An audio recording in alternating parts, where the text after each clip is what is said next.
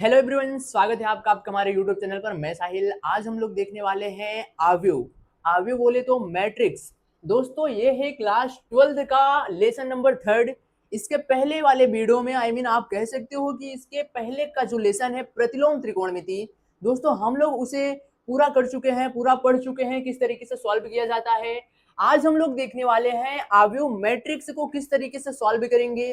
पहले तो आज मैं आपको बता दूं कि दोस्तों इस वीडियो में हम लोग मैट्रिक्स के बारे में, क्या मैट्रिक्स कैसे लिखा जाता है, किस तरीके से इसको प्रदर्शित किया जाता है, इसके कितने प्रकार होते हैं, तो आज हम सब देखने वाले हैं कि ये मैट्रिक्स आखिरकार आव्यूह है क्या चीज। ठीक है, तो दोस्तों हम शुरू करेंगे पहले हेडिंग से। तो आप देखोगे कि भैया आपने तो पहले से ही बोर्ड पर लिख करके लाए हो, तो ठीक है, मैंने बोर्ड पर लिख करके लाया हूं ताकि हमारा टाइम बच सके। ठीक है, तो इसलिए तो दोस्तों जो पहला है हेडिंग नंबर फर्स्ट, आप इसे इत्मीनान से ध्यान से देखना, आपको जरूर समझ में आएगा आव्यूह क्या चीज है, किस तरीके से प्रदर्शित किया जाता है, इसकी कोटि क्या होता है, इसके प्रकार कितने होते हैं, आज हम सब देखने वाले हैं। तो देखो दोस्तों, यहां से देखो लिखा क्या हुआ है, एम एन संख्याओं के समुच्चय को जब एम पंक्तियों और एन स्तंभों वाली आयताकार सारणी, यहां पर देखो लिखा हुआ है आयताकार। तो दोस्तों आप इसे ध्यान रखना, आयताकार बोल रहा है, आयताकार सारणी के रूप में व्यवस्थित किया जाता है, तो इस आयताकार सारणी को हम क्या कहेंगे दोस्तों, आव्यूह कहेंगे। ठीक है भैया, तो आपको एक बात तो पता चला यहां से कि अगर आपसे कोई सिंपल बोले कि आप आव्यूह की परिभाषा बताओ, आव्यूह को आप कैसे पहचानोगे, तो आप क्या कहोगे, जिस सारणी को आयताकार पंक्ति में या फिर स्तंभ में लिखा जा सके, ठीक है, उसे हम क्या बोलेंगे, या फिर व्यवस्थित किया जा सके उसे हम बोलेंगे क्या, आव्यूह। ठीक है, आप इस तरीके से उसका परिभाषित कर सकते हो उसको। तो दोस्तों यहां से इससे तो हम देख लिए, यहां से एम जो होता है वो होता है पंक्ति, एन जो होता है दोस्तों वो होता है स्तंभ। पंक्ति को आप अंग्रेजी में क्या बोलोगे, रो, स्तंभ को बोलोगे दोस्तों कॉलम। जो रो होता है दोस्तों ऐसे, मतलब हॉरिजेंटल जो होती है दोस्तों वो होता है रो पंक्ति, परपेंडिकुलर जो होता है वो क्या होता है, वो होता है दोस्तों स्तंभ। ठीक है, तो यहां से देखना दूसरा नंबर जो है कह सकते हो दूसरी हेडिंग जो है क्या है, यहां से जिन संख्याओं से यह आव्यूह बनाया जाता है उन्हें उस आव्यूह के अवयव कहते हैं। क्या मतलब है, जैसे एग्जाम्पल के तौर पे हमने तो जाना कि आप ऐसे कोई भी संख्या ले सकते हो उसके बीच में, जैसे भैया मैंने कर दिया 1 2 3 4 6 5। ठीक है, तो इससे तो मैं जान गया कि आखिरकार ये आव्यूह है। बट आव्यूह किससे बना हुआ है, या तो वो कोई संख्या से बना होगा, संख्या कोई भी रियल नंबर से हो सकती है, या तो वहां पर आप, या तो वहां पर कोई लेटर हो सकता है, ए बी सी डी कोई भी चीज हो सकता है। ठीक है, तो उसे आप क्या बोलोगे, जो होता है आव्यूह के अंदर उसे हम बोलते हैं दोस्तों अवयव। क्या बोलते हैं, अवयव। ठीक है, तो आप इसे ध्यान रखना। दोस्तों तीसरा नंबर जो हेडिंग है, यहां से लिखा है अवयव के अवयव को कोष्टक। यहां पर देखो जब हम अवयव को लिखते हैं तो उसे किस तरीके से दर्शाते हैं, उसको किस ब्रैकेट में लिखते हैं, इसका जो कोष्टक होता है, आप इसे बिग ब्रैकेट ऐसे ही बनता है ना, तो इस तरीके से इन दोनों प्रतीकों से उसे प्रदर्शित किया जाता है, में लिखा जाता है। बढ़िया भैया। अगेन अवयव का क्रम, क्रम बोले तो किस क्रम में अवयव को रखा जाता है, आप क्रम बोलो या फिर कोटि बोलो, बात एक ही होती है। तो यहां से लिखा क्या है, यदि किसी अवयव के एम पंक्तियों और एन स्तंभ हैं तो उसे m इंटू एन का अवयव कहते हैं। बढ़िया है। एग्जाम्पल के तौर पे अगर आपको बोला जाए कि ऐसा कुछ लिखा है A B C D E F, ठीक है, तो इसमें आप क्या देखोगे कि भैया यहाँ पे ये तो पंक्ति कहलाती है, ऐसी जो होता है जो वो क्या कहलाता है, पंक्ति, और जो ऐसे खड़ी लाइन होती है उसे क्या बोलते हैं, हम उसे बोलते हैं स्तंभ। तो इसमें पंक्ति की संख्या कितनी है, 1 2 3, 1 2 3, स्तंभ कितने हैं दोस्तों, 1 2। ठीक है, तो यहां से आप क्या बोलोगे, यहां से जो पंक्ति होगा, यहां से ये गलती से लिखा गया है, पहले पंक्ति लिखा जाता है फिर स्तंभ लिखा जाता है। पंक्ति है 3 इंटू 2। ठीक है, तो आपको ये याद रखना है कि सबसे पहले पंक्ति लिखा जाता है फिर उसके बाद स्तंभ आता है। तो इसमें क्या है, पहले पंक्ति 1 2 3, स्तंभ 1 2, तो यहां से 3 इंटू 1 का क्रम का एक आव्यूह है। तो दोस्तों चलो फिर इसे मिटा करके इसके दूसरे हेडिंग को हम देखते हैं कि इसके आगे क्या हम समझ सकते हैं। तो फिर अब हम देखने वाले हैं दोस्तों नेक्स्ट क्या लिखा हुआ है, ये किसी अवयव का क्रम लिखते समय पहले पंक्तियों की संख्या तथा उसके बाद स्तंभों की संख्या को लिखते हैं। क्या मतलब है भैया? भाई मतलब मेरा ये है, आप एक एग्जाम्पल के तौर पे भैया आप मुझे पहले समझाओ। देखो अगर मैं आपसे बोलूं कि ये एक कोई मान करके चलो ए बराबर दे रखा है 1 3 5 2 1 3 ऐसा कुछ, ठीक है। ये एक अवयव दे रखा है और इसमें क्या है, इसका क्रम क्या है। तो सबसे पहले आपको मैंने क्या बताया, पहले यहाँ पे देखो मैंने लिख रखा है पहले पंक्ति फिर उसके बाद स्तंभ, ठीक है, लिखते हैं। तो कैसे होगा भैया ये देखो, पहले इसमें देखो पंक्ति कितनी है 1 2, कितनी 1 2, तो यहाँ से जो पंक्ति है 1 2 ऐसी है ना, तो 1 2, तो यहाँ से दोस्तों ये क्या हो जाएगा, ये जो पंक्ति होगा पहले 2 और स्तंभ कितने हैं 1 2 3, तो क्या हो जाएगा 3। समझ में आया क्या? तो इसका जो क्रम है 2 इंटू 3 का, तो क्या कैसे लिखा जाता है, बढ़िया, ठीक है भैया। नेक्स्ट में क्या लिखा है दोस्तों, यदि किसी अवयव में m पंक्तियां तथा n स्तंभ है तो उसके अवयवों की संख्या m इंटू n होगी। देखो जैसे यही एग्जांपल ले लो, अगर यहाँ पे m पंक्ति मान करके चलो m पंक्ति और n स्तंभ है, m की जगह पे 2 है और n की जगह पर 3 है, तो इन दोनों का मल्टीप्लाई करने के बाद जो आएगा दोस्तों 6, ये इसकी अवयवों की संख्या, मतलब इसमें अवयव में कुल कितनी संख्या है वो हमें ज्ञात हो जाएगा, 1 2 3 4 5 6, तो यहाँ से दोनों का मल्टीप्लाई करने के बाद हमें अवयवों की संख्या ज्ञात हो जाएगी। इसमें इसका मतलब यही था। तो दोस्तों ये था इसका बेसिक। तो इसको मिटा करके दोस्तों हम देखने वाले हैं इसके कितने प्रकार होते हैं, अवयव के कितने टाइप्स होते हैं। चलो फिर इसे मिटा करके हम देखने वाले हैं। हाँ तो दोस्तों हम देखने वाले हैं कि अवयव के कितने प्रकार होते हैं, कौन कौन से प्रकार होते हैं। तो दोस्तों अवयव के प्रकार, अवयव जहां तक है दोस्तों, तो अगर आप और किताबों में देखोगे तो 11 से 12 प्रकार के मिल जाएंगे, ठीक है। और अगर आप एनसीईआरटी की किताब में देखोगे दोस्तों तो अवयव सिर्फ 7 प्रकार का दिया हुआ है। तो दोस्तों हम पहले इसके आपको डिटेल में जानेंगे शुरुआत से। जैसे पहला प्रकार जो दे रखा है स्तंभ अवयव। स्तंभ को बोले तो दोस्तों अंग्रेजी में बोलते हैं कॉलम मैट्रिक्स, ठीक है।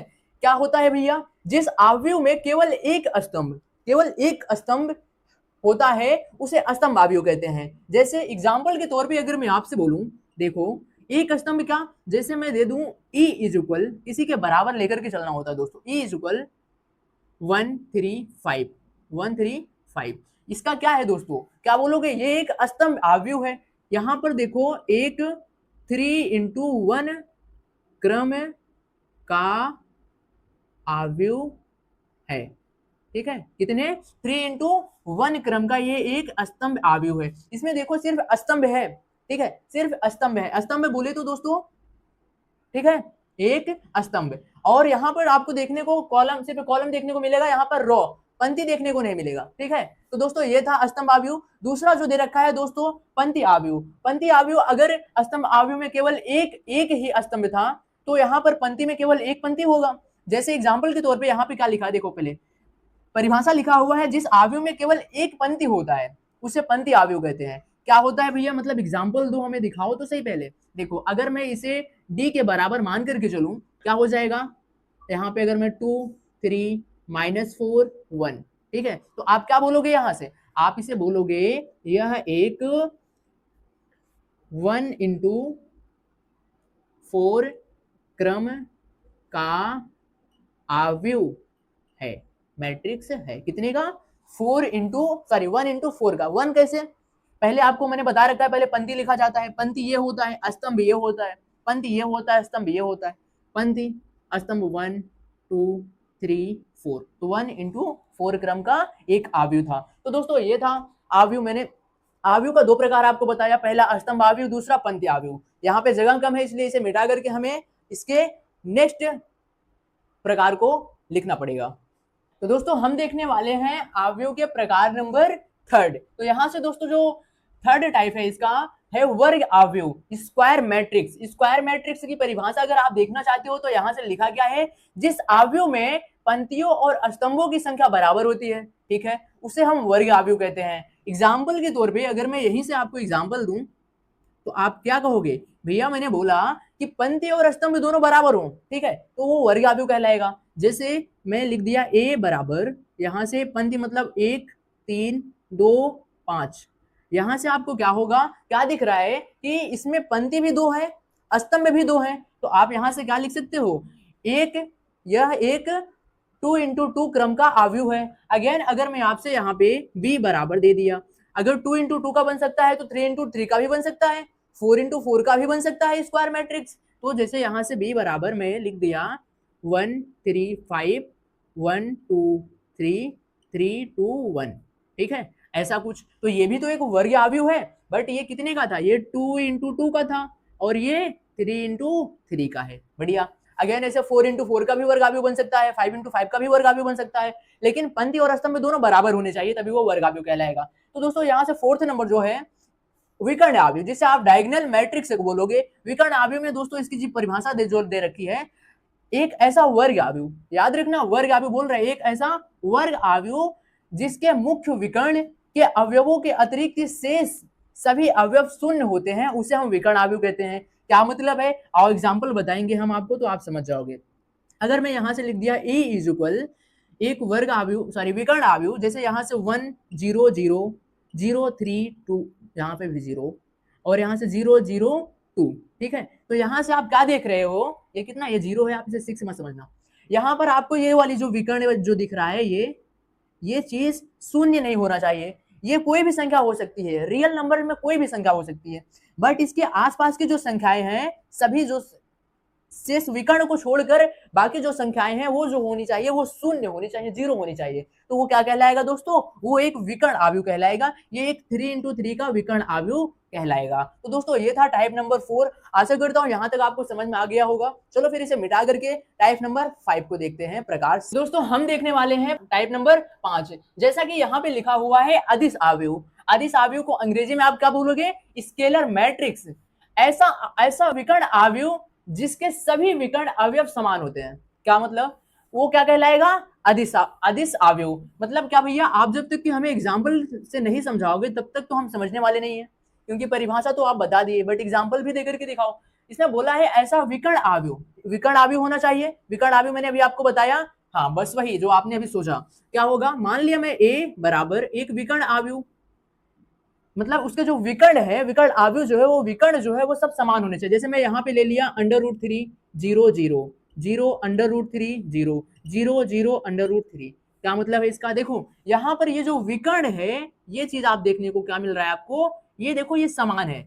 यहाँ पर √3, यहाँ पर भी √3, यहाँ पर भी √3। अगेन आप एक एग्जाम्पल और देख सकते हो, ये 3 × 3 का दोस्तों एक क्या है, एक अदिश आव्यूह है। अगेन यहाँ से अगर मैं दूसरा एग्जाम्पल दूं, देखो यहाँ से अगर मैं लिख दूं 1 0 सॉरी यहाँ लिख दो आप 2 0 0 2, ठीक है। तो ये 2 × 2 का एक अदिश आव्यूह है। ऐसे आप लिख सकते हो, जिसका जो मुख्य विकर्ण जो होता है वो क्या होता है, समान होता है। तो दोस्तों ये था टाइप नंबर 5। आशा करता हूँ ये आपको समझ में आया होगा, अदिश आव्यूह।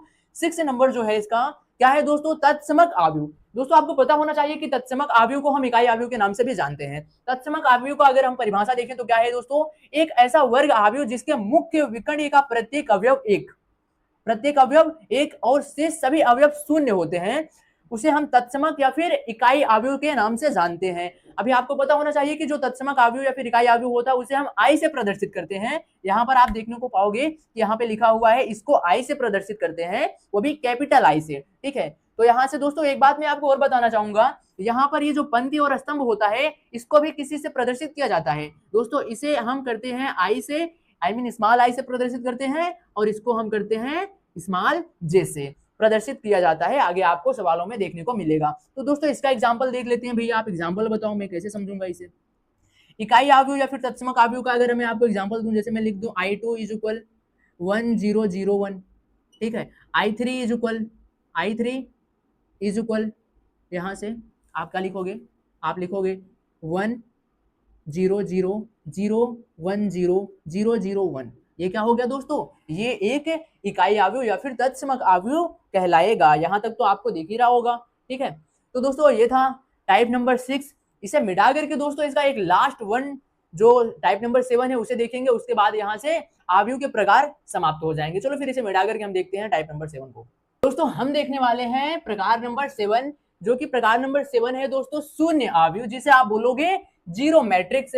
परिभाषा क्या है दोस्तों, ऐसा आव्यूह जिसका प्रत्येक अवयव शून्य होता है। प्रत्येक अवयव क्या होता है दोस्तों, जीरो होता है। उसे आप क्या बोलोगे, शून्य अवयव, या फिर उसे रिक्त अवयव के नाम से भी जाना जाता है। एग्जाम्पल के तौर पे अगर मैं आपको दिखाऊं, भैया आप मुझे एग्जाम्पल देकर के दिखाओ। अगर मैं दूं यहाँ पर a इज इक्वल 0 0 0 0 0 0 0 0 ये एक हो गया दोस्तों शून्य अवयव। अगेन अगर मैं दूसरा एग्जाम्पल दूं आपको, तो क्या 0 0 0 0 ये क्या हो जाएगा दोस्तों, एक शून्य अवयव। जिसके सभी अवयव शून्य के हो जाएं वो एक शून्य अवयव कहलाता है। तो दोस्तों ये थे अवयव के प्रकार। अवयव के बारे में मैंने आपको बेसिक जानकारी पूरा दे दिया है। अब अगर आप प्रश्नावली 3.1 को देखते हो तो वहां से दोस्तों आपके कुछ सवाल जरूर लग जाएंगे। और ये थे प्रकार, आपको जो कि सब याद कर लेना चाहिए, समझ लेना चाहिए। आशा करता हूं मैंने जो भी आपको पढ़ाया अच्छे से आप उसे अच्छे से पढ़े होगे, समझे होगे।